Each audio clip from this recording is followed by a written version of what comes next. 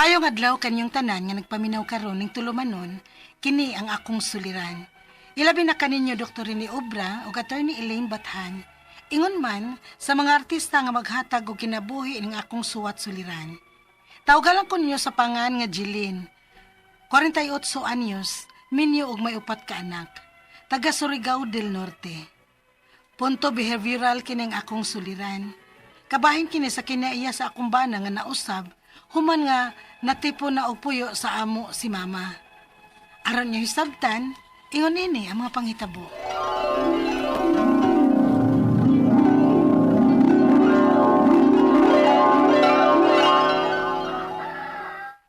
Ay, nadugay kong matada. Wa na ra ba si Arnold sa among higdaanan?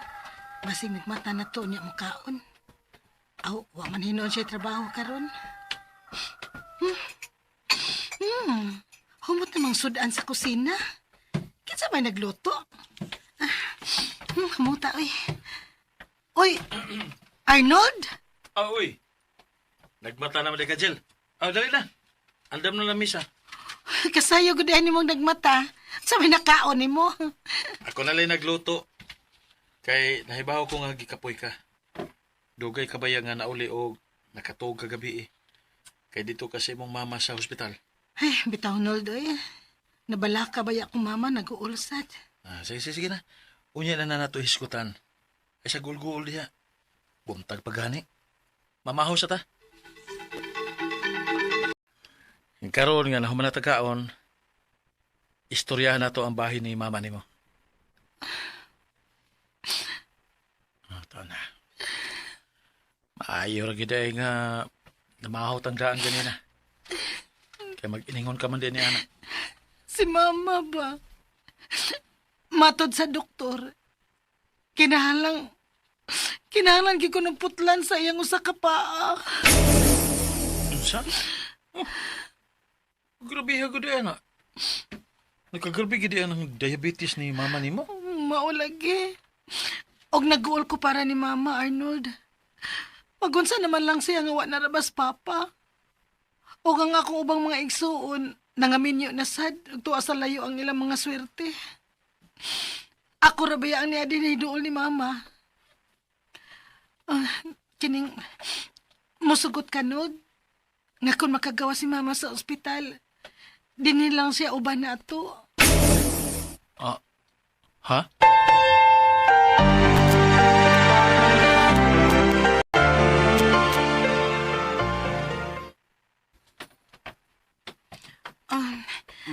Hinay lang gid maha. Dool na lang ta sa imong wheelchair. Hinay. Okay. Hinay og lingkod sa wheelchair. Arnold, tabangi ko palihog og pahilo na ni mama sa wheelchair, be. Ma. Dali ma. Ang palihog ko, ha? Dali ma. Ma, pahilo na og tarong kay practice ta ka mo gamit sa imong wheelchair, ha? Nga makapadagan-dagan ka ini, dinhi sa sud sa bay. Kayong kaso kung wa ko, makalihok-lihok ra kag imo o makuha nimo ang imong gusto, ha? Mag-practice ba taron kung saon nga bisan nag-wheelchair ka na makakutaw ka sa imong gatas, ma? Ha? Salamat, Chilling. Magapos na yun di ay ko ini wheelchair sa tibuok na akong kinabuhi. Ma.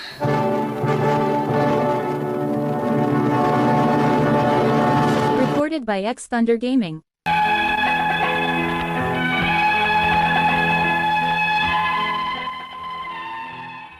Sa primero, dili pa man to obvious ang akong bana nga wa siya makauyon nga natipon og puyo sa amo si mama. Apan nagkadugay, nagpakita naman hinuon siya sa kausaban sa iyang batasan. Kontrahan naman niya si mama. Unya, nahuman ako kutaw og gatas ni mama. May ka nagtanaw og TV. Magduka na ron kung makainom ining gatas. Nagipaong namang TV? Ay, matug naman kahauman og tanaw og TV. Na, ipainom ko una ni iyang gatas. Ma!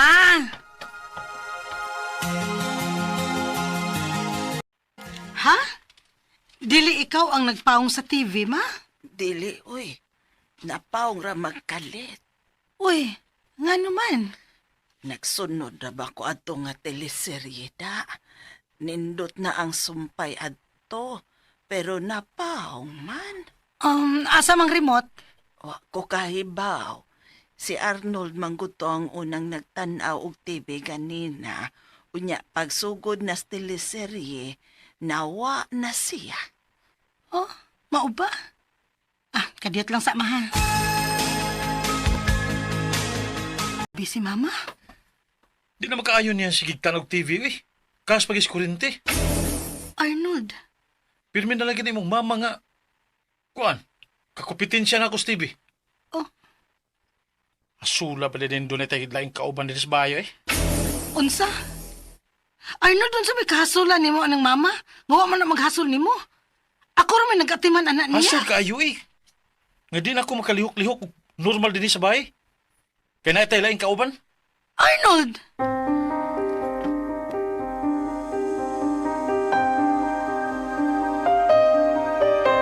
Radyo? O ma, gipalitan ta ka og imong radyo. Kay di ba may gisunod man kang drama sa radyo? Dinhi na lang ka maminaw ha, kung magamit man gani si Arnold sa TV. Oo, sige. Salamat, Ani Chelin. Ay! Arnold, kakusog ba, ana? Nod, mahinayin na sounds ni mo pero magdungog ta? Kay di ataon ko masakiton dire, kusog na kayo ng imong sounds. Nod! Hinayin na ba? Ha? Hinayin na kay kusog kayo na sa mama dire. Sama, oy! Sambu ka, oy! Litsi malinig kinabuya! Ah! Ay! Arnold! Da!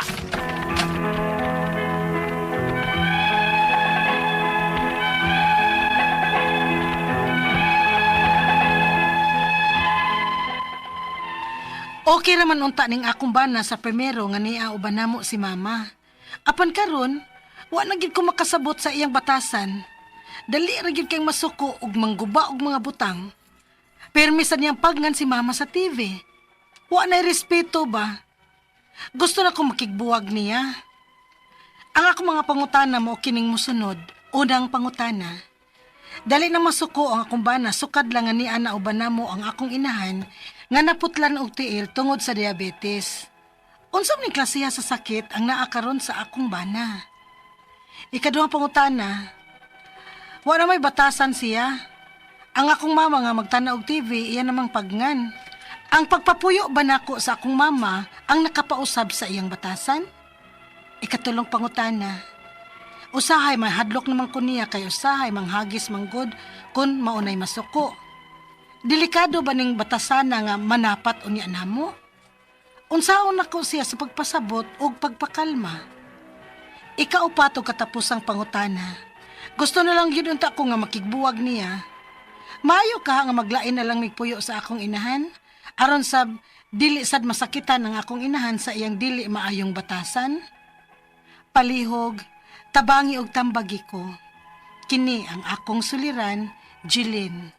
Mayong adlaw mga suking tigpaminaw din sa tong programa, kini ang akong suliran. Once again, ano na sa bako, si Dr. Rene Obra, makiguban kaninyo karong adlaw. Ako mutambag sa inyong mga medical problem, kay medical doctor man ako. Psychological, emotional, ug behavioral, kay usa man ako ka psychiatrist, ug mga drug-related nga mga problema nga nagkadaghan na karon. Kay usa man ako ka drug addiction specialist. Klase-klaseng pamagi sa pagpadala sa inyong mga sulat-suliran ri kanamo. Pwede kanyo padala sa mong email, suliran_612@yahoo.com or sa atong Facebook account, kini ang akong suliran official writers page o diri ba sa mong buhatan sa 3rd floor UCR Martinez Building, Osmeña Boulevard ning Dakbayan sa Sugbo. Ang inyong mga legal nga mga problema ang akong partner nga si Atty. Eileen Batan ang mutambag ni ana. Ang atong makutlo nga pagtulunan karong adlaw mao kini nga stress less and enjoy the best. Relax lang gud ta. O, di man nato kalikayan ko may stress na no, traffic, why so ng pitaka. Bisag unsa na lang maka-stress na to, pero we have to know how to dance with the music, no, para dili ta ka-develop og anxiety problem. Ang atong magtatampo karong adlaw si taga Surigao del Sur ba ni? Basta taga Surigao, no?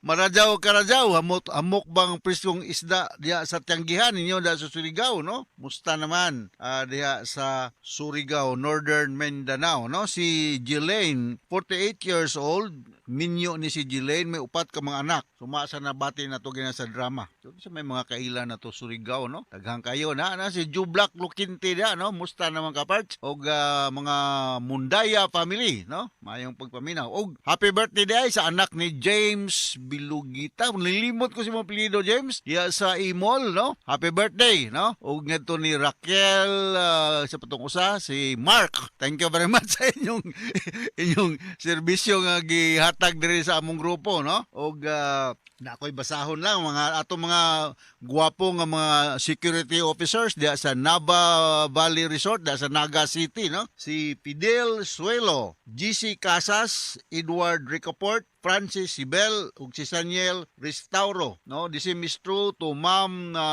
Bless Kamomot diya sa Badyan ug yung mga kaubanan diya sa Kumilik Badyan. Busy na kayo karon Ma'am Bless, no? Kay eleksyon naman naot nga hapsay ug malinaw ng atong pinili ay karong umaabot nga Mayo ug kini mga taga Municipality of Hinunangan daghan pa mo kayo, no? Pipila na lay akong basahon siguro na ani, no? Taga poblasyon Hinunangan si Marjorie Barot ug si Kia Rusa Suwan. O kining uban sunod na lamang pod. Municipality sa Malitbog, no? Si Maripi Rangke, si Ginilene Biringel, no? Diha sa Malitbog, Southern Leyte, no? Nihinumdum yung bukog Malitbog, no? Another Malitbog is dito sa Bukidnon. So mayong pagpaminaw diha ni Doc Doc Jan Mata og diri sa Sarangani Province ni Dr. Joe Ruiz. Mayong pagpaminaw.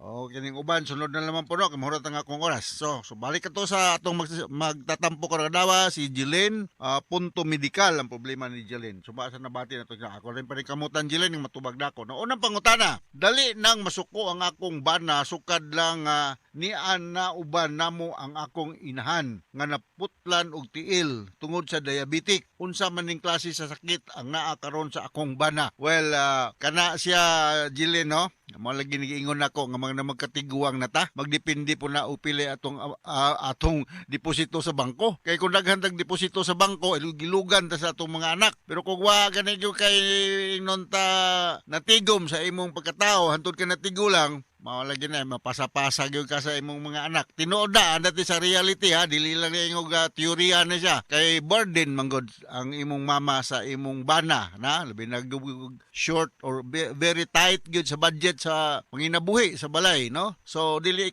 ikalimod nga ang presensya sa imong mama nga minunta PWD na sa kay wa na may tiil, no? Kay diabetic, naka-add sa financial burden sa pamilya. So may tagog muhatag po mga assistance ang imong maigsoon Jelen, no? Diya sa panginahanglan sa imong mama nga na karon nagpuyo uban kaninyo. So akong balikon, siguro napuno na sad ng imong bana kay tight pud tingali ang inyong budget, basic needs, no? Mo na nga usahay mukaan siya, mapakita siya ginunta dili maayo nga kinaiya. So, buti lang ninyo og imong ikonsulta ang imong mga igsoon na kumalikon nga muhatag po sila hinabang pinansyal, ha? Og serbisyo kung na may makatanod o mao lagi maka-answer sa mga needs sa ning imong inahan. Ikaduhang pangutana, wala naman siya batasan. Ang akong mama nga magtan-aw og TV, iya namang paggan sa TV. Ang pagpuyo ba nako sa akong mama ang nakapausab sa iyang batasan? Definitely, mao gyud.